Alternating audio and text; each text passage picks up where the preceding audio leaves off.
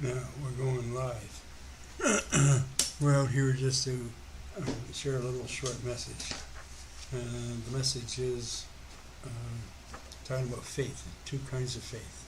I learned this thing from, I learned this kind of stuff from people like E.W. Kenyon and Kenneth Hagin and Smith Wigglesworth. So this where this information comes from.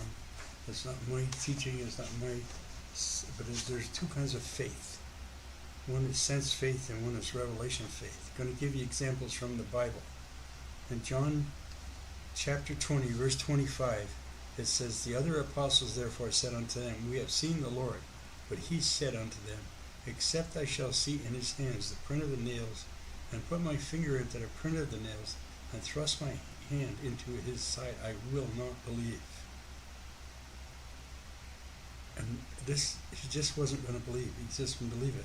So he was talking about his senses. He needed to see. Okay? Senses.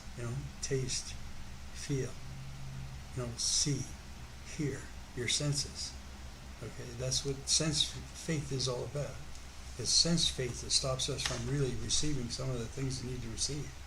So then in John chapter 20, verse 27, Jesus turned around and said to him, and he said to Thomas, Reach hither thy finger, and behold my hands, and reach hither thy hand, and thrust it into my side. Be not faithless, but believing. Sense faith.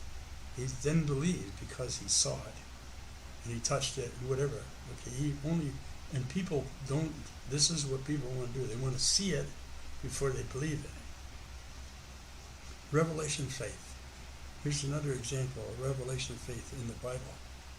In Matthew chapter 9, verse 20, it says, And behold, a woman which was diseased with an issue of blood 12 years, and came behind him and touched the hem of his garment.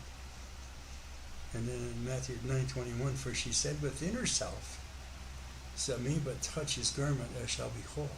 So she had this revelation faith that if she touched Jesus, she would get healed.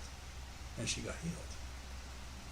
And then Jesus turned about in Matthew 9:20, verse 22, and when he saw her, he said, Daughter, be of good comfort, thy faith. He's talking about her faith. Thomas, he was talking about not having faith. And then he says, Thy faith hath made thee whole, and the woman was made whole from that hour. Wow. So we've got two kinds of faith. Sense faith, revelation faith. One didn't believe until they saw it.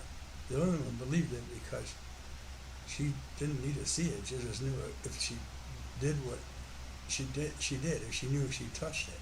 So if in the same sense, she was believing, okay, that Jesus would heal her.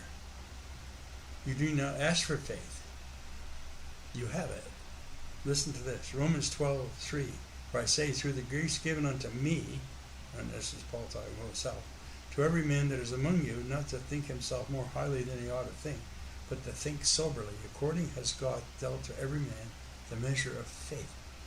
Every man, it says, and woman and child, has been given a measure of faith. Now, what activates faith? Willpower. Willpower activates faith. You just got to say, I believe. You got to believe it according to the Word. When the Word turns around and says certain things, when it says, I can do all things through Christ who strengthens me, that's what it says. That's what it means. The Word has been compromised too much these days, where people turn around and say, well, maybe it'll work, or I hope it'll work, or whatever. No, believe it, it'll work, and it'll work. If you go to the light switch, you believe before, and I saw this demonstrated not too long ago by a pastor I know. If you go to a light switch, you just believe when you're going to turn it on, it's going to work. The light's going to come on. So, guess what? Hey, if you believe, it'll happen. If you believe, it'll happen. So, open up your heart. Let that faith arise in your heart.